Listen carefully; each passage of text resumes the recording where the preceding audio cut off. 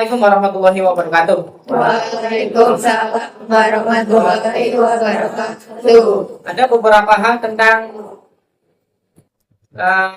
syarat atau pola yang ingin Bapak sampaikan, yaitu dengan yang namanya pola pikir. Kalian pernah gini nggak?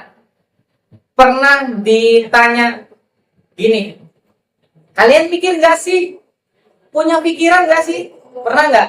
Nah, Nah, pas sampai dibilang seperti itu?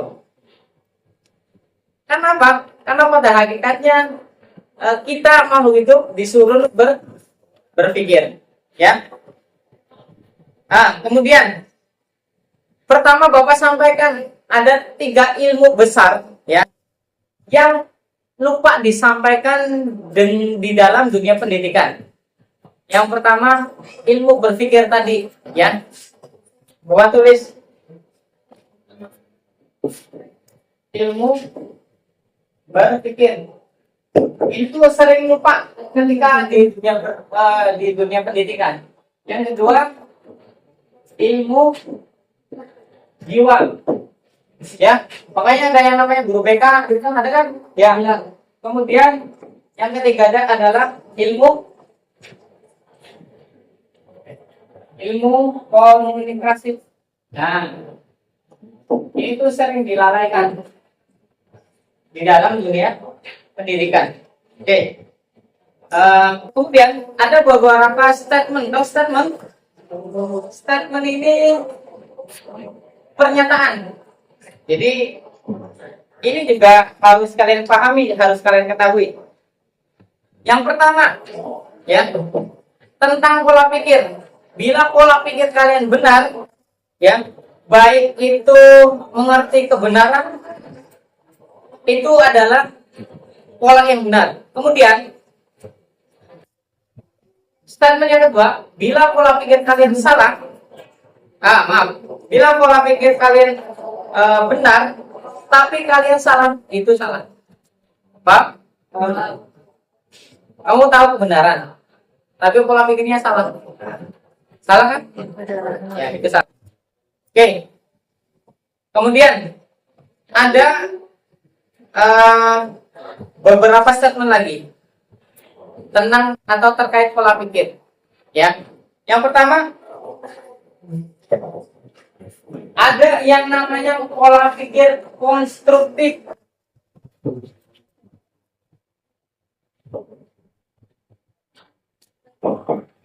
Ada yang pola pikirnya konstruktif. Nah, konstruktif apa? Tahu nggak? Konstruktif ini kalian pernah? Ini bangunan ini terdiri, gedung ini adalah suatu konstruksi yang sangat bagus. Berarti itu apa? Bangunan, ya. Jadi pola pikir konstruktif ini relatif atau dekat dengan pola pikir yang bersifat membangun. Ya, tadi Bapak bilang konstruksi itu adalah bangunan. Jadi ketika pola pikir yang bersifat konstruktif adalah pola pikir yang bersifat membangun. Oke, paham? Jika kalian punya pola pikir yang bersifat membangun, maka kuatkanlah akidah, iman, akidahnya dikuatkan. Itu. Kemudian yang kedua, jika pola pikirnya kalian serasi,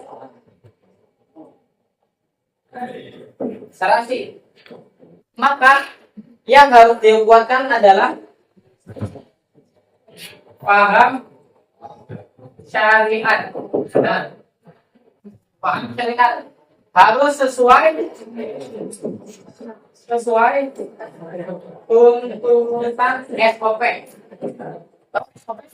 Di bahasa Indonesia tahu? Standar operasional prosedur SOP gitu. Kita ini siapa sih? Kan pasar udah kasih gambar tuh. Itu Rasulullah. Ya. SOP kita adalah Rasulullah. Dan mulai mau tidur sampai bangun, mau tidur lagi. Ini SOP kita dalam mengikuti tuntutan syariatnya Rasulullah. Oke, kemudian konstruktif berarti kemudian harus damai. Nah, kenapa kita harus damai? Yuk, ada yang tahu? Perlu damai. Orang tahu gerusak-gerusuk?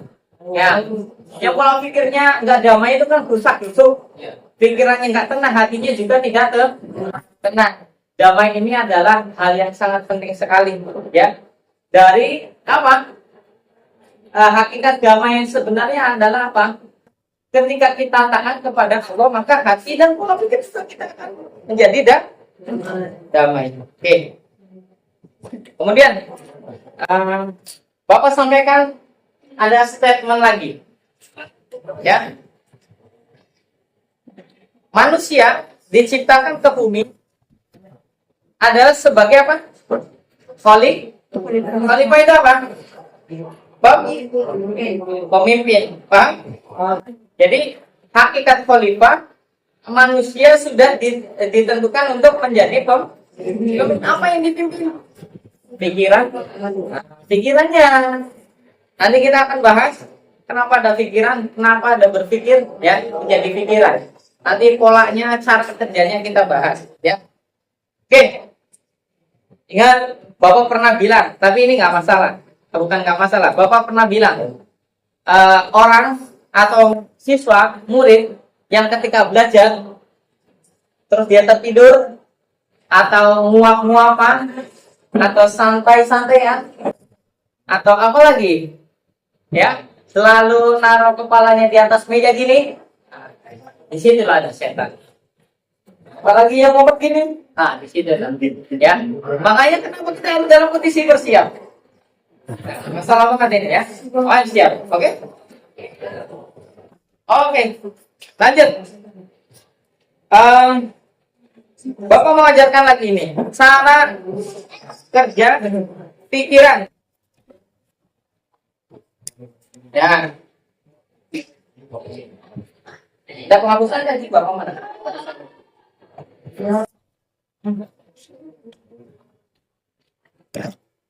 Oke.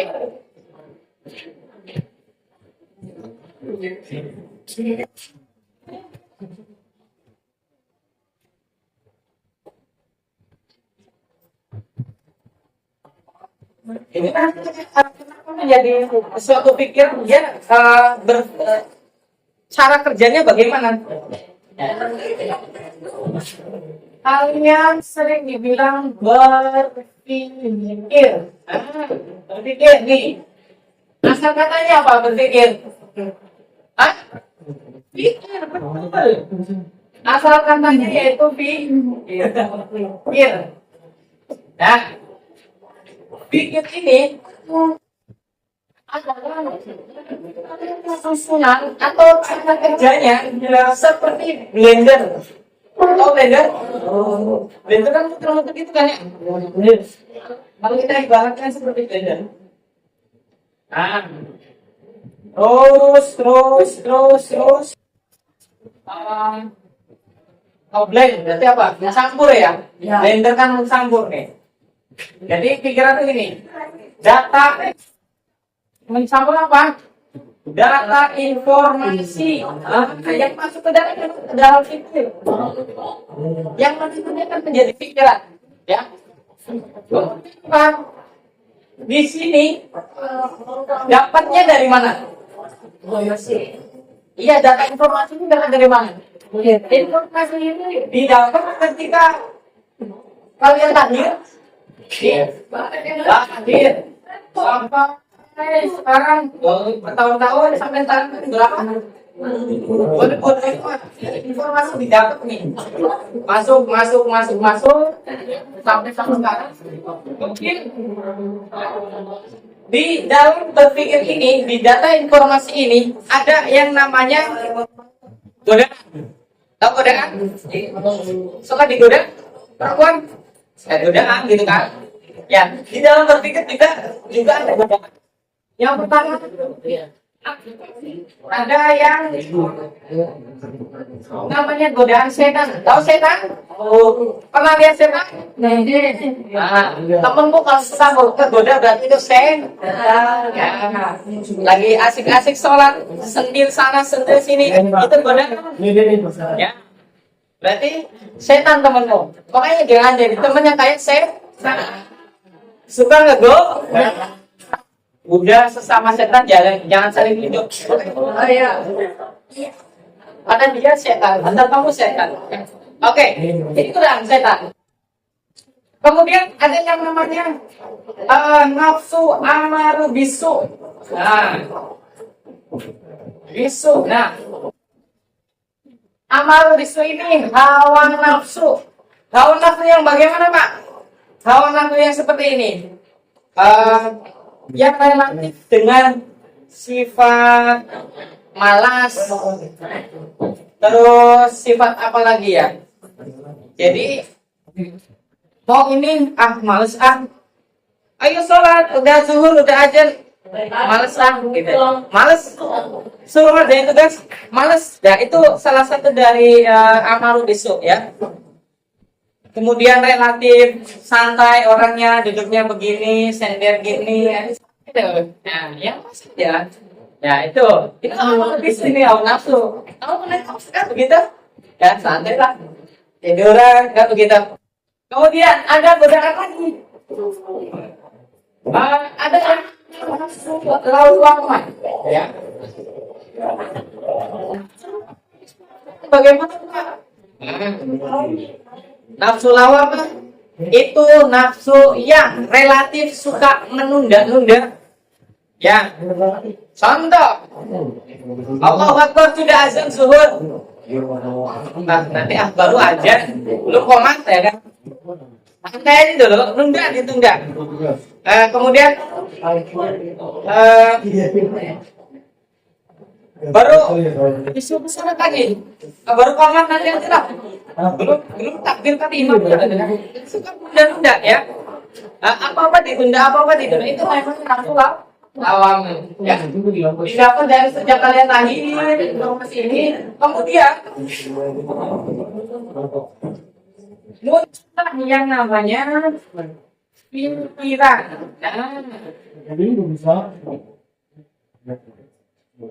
Dari pikir muncul yang namanya pikiran. Nah, pikiran apa aja?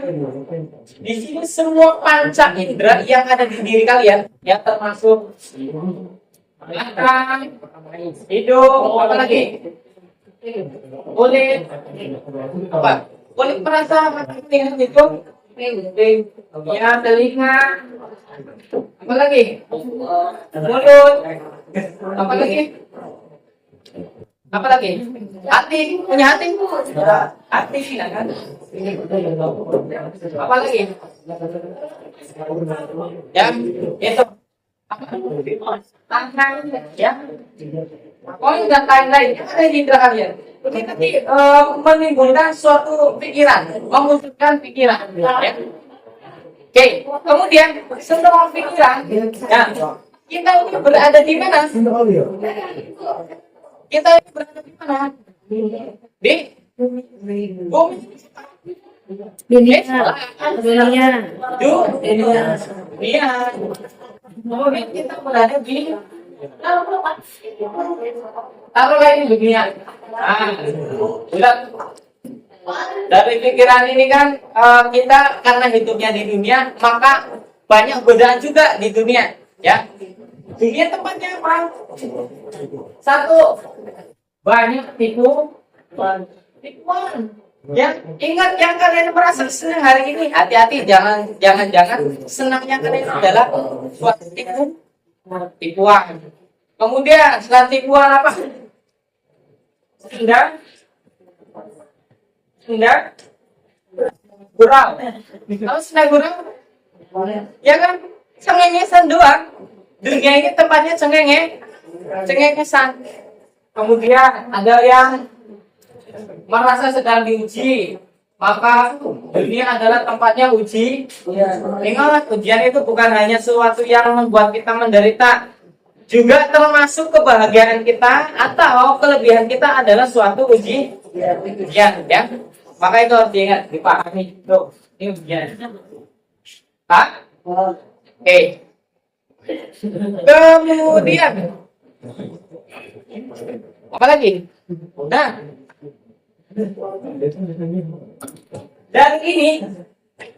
dari pikiran ini, kalau yang kalian ini berada di dunia, maka nanti akan menimbulkan suatu kebimbangan, ya. Ini bingungan antara iya atau tidak, mau maju atau mundur.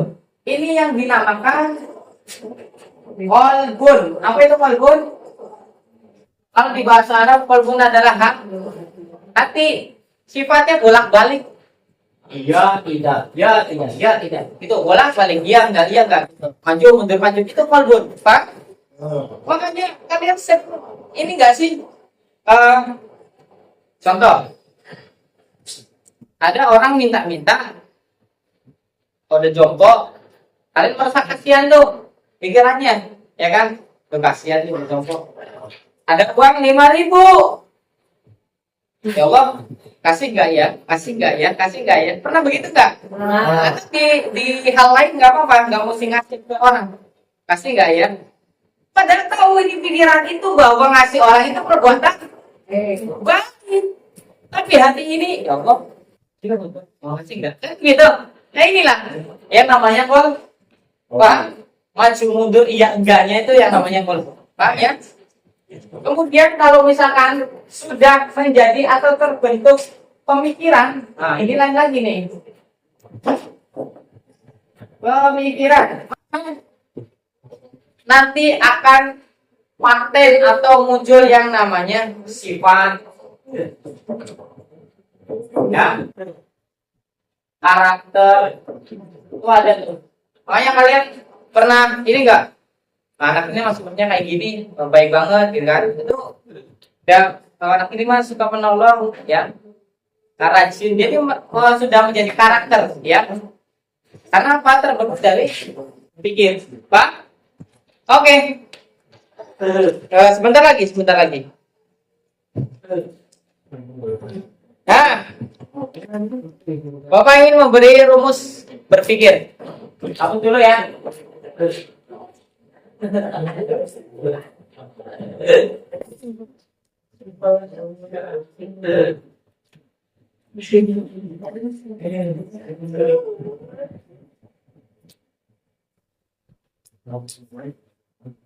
Oke. Rumus berpikir yang pertama. Rumus berpikir yang pertama adalah patuh.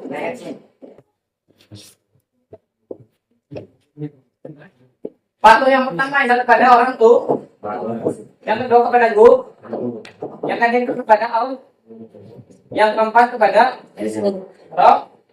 Rasul. Kenapa Allah sama Rasul itu di terakhir? Ayo, karena kan sampai Allah, kamu tuh mesti lewat ini dulu, ya, dari orang tuamu, kemudian kamu belajar kepada guru, maka akan mendapatkan Allah dan Roh. Maksudnya apa? Itu rumus yang pertama. Rumus yang kedua, ya, rumus berpikir yang kedua, yaitu ikro. Apa ikro artinya? Membaca.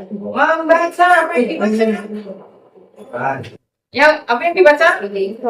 Bukan hanya Al-Quran saja. Alam semesta ini juga harus kita baca, ya. Al-Quran, alam semesta, yang berbagai pengetahuan. Guna apa? Guna meningkatkan keimanan. Oke, langsung yang ketiga. Penghayatan. Setelah kita membaca, ya, baik Al-Quran atau alam semesta, maka kita harus ada penghayatan. Penghayatan terhadap apa? Alam semesta. Apa yang kita baca, ya. Oh, kayak gini ya. Jadi nanti kita nemu tuh, kenapa Allah menciptakan hal-hal seperti ini? Oh, berarti ini kita hayati, ya. setelah dibaca, pahami dan dihayati. Ya. Guna apa? Guna apa? Tetap iman kita nanti itu ditingkatkan dari penghayatan ini. Oke. Kemudian yang kelima, yang keberapa? Empat. Yang mau tulis boleh. Yang keempat adalah qalbun. Ya, qalbun seperti yang tadi Bapak bilang adalah yang sifatnya bolak-balik maju mundur itu bolak-balik. Ya. Ingat, walaupun kita suka maju mundur, iya enggak, hati ini harus tetap memenangkan Allah. Artinya apa? Jangan pernah sujud sama Allah. Ya Allah, kenapa saya begini sih? Saya kenapa nggak kayak dia aja? Ini tetap harus memenangkan Allah.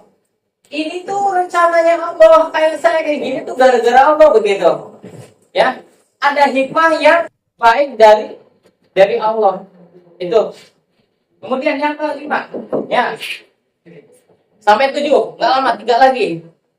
Yang kelima adalah muhasabah. Ya, muhasabah tahu?